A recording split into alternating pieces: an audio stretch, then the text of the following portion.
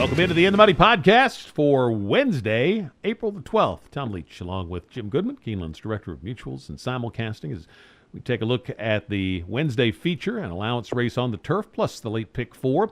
And the allowance race is at a distance of a mile on the turf. And you've always got a few of these horses that are coming in from Gulfstream with good form, and they're usually strong in here. Always good to look for form over the Keeneland course. Where did you land here, Jim?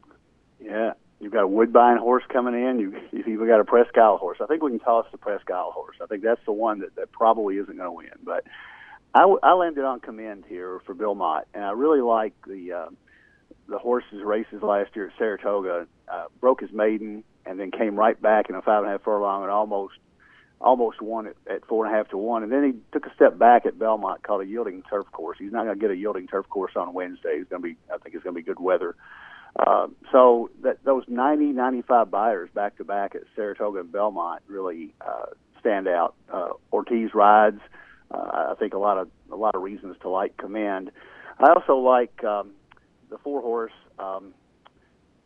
Alisal. I suppose that's the way you pronounce it. Kieran McLaughlin has won a couple races already at Keeneland, and he always has them ready. And this horse is moving forward as well, and comes from Gulfstream, the form that you like down there. It is a speed-favoring track on the turf down there, so he just got beat by Neck last time out at 22 to 1, first time against winners. So that's a real plus for him because he won his maiden January 6th, come back in February and got beat by Neck to winners. So I think he's got a real shot.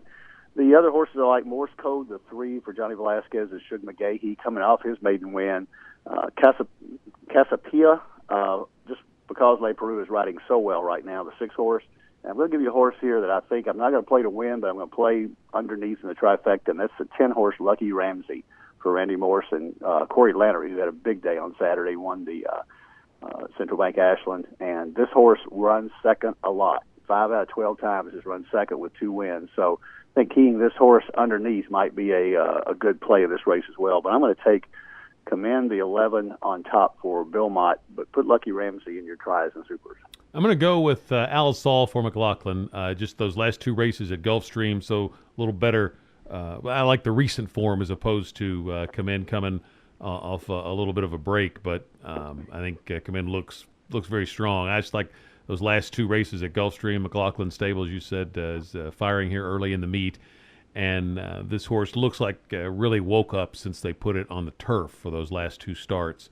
Commend and Gio's Calling, I would use both of those in exactas. I'm going to key off Alisal, but I'll use both of those 2 just because they've had good runs at Keeneland. I think that's always a plus. Morse Code I like, and I'm going to also add in Derby Champagne, the 9-horse. And I'm going to use all 5 of those in my pick 4 ticket, and we'll start that in the 5th race.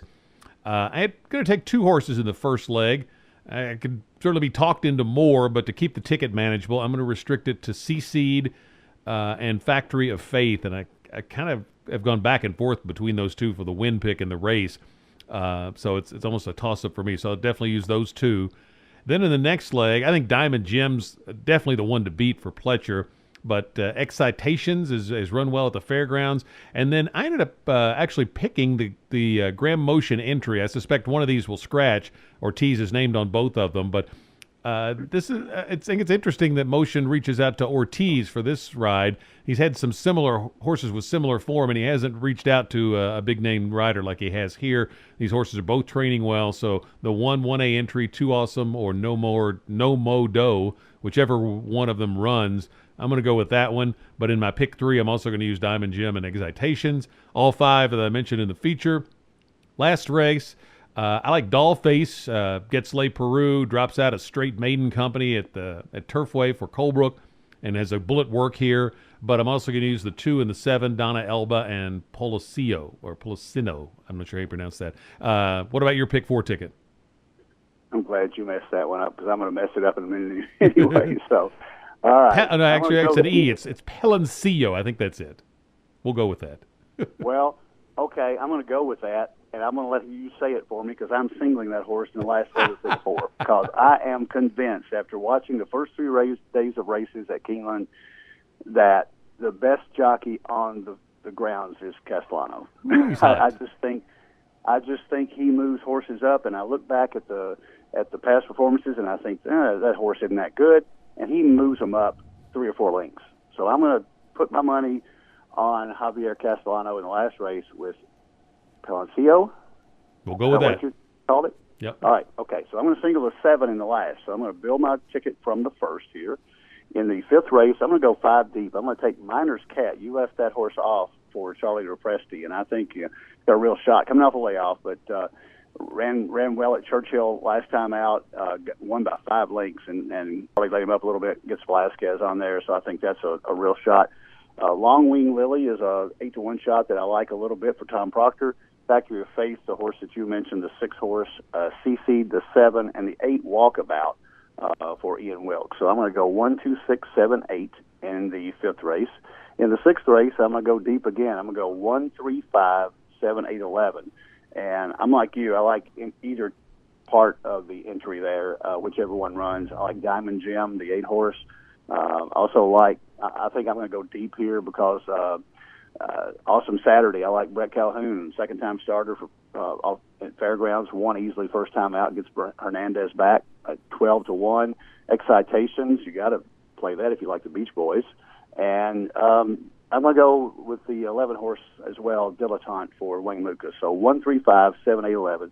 And then the feature race, the horses that I mentioned, I think there's 5 deep there. So I'm going to go 3, 4, 6, 10, 11, and Commend is my top choice there, and then single the 7. So that's 1, 2, 6, 7, 8, 3, 5, 7, 8, 11, with 3, 4, 6, 10, 11. So that is 6 times 5 times 5 times 1 is $75.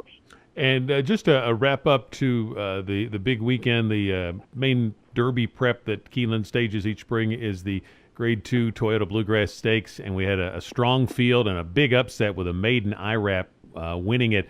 But you and I both thought McCracken ran a race that could set him up very well.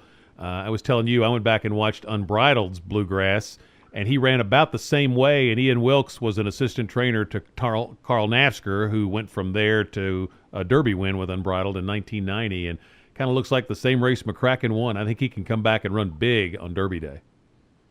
I think Ian got exactly what he wanted out of the race. I mean, it's hard to think that $1 million race is a prep race, but it is for the Kentucky Derby. That was their goal. He missed the Tampa Bay Derby. He needed the race, and I agree with you. I think he got what he needed. He ran a good race, and somebody told me yesterday that, well, I'm sorry the maiden won the Bluegrass. That hurts you guys with the Grade 1.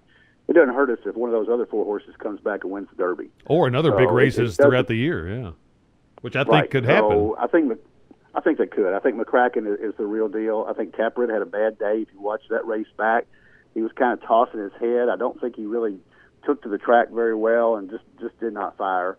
And, Practical Joke ran his eyeballs out. He just couldn't pass the winner. That bothers me a little bit because he seems to be that kind of horse, just isn't going to get there. But I think McCracken has a big shot in the Derby and on down the road. So we're going to pull for those horses that are coming out of the Bluegrass. And, the winner could come back and run big in the Derby. These horses get really good this time of year, and you never know if they'll take that next step forward. Best of luck with your Wednesday wagers. We'll be back with a podcast every day of the spring meet here on the In the Money podcast for KeenelandSelect.com.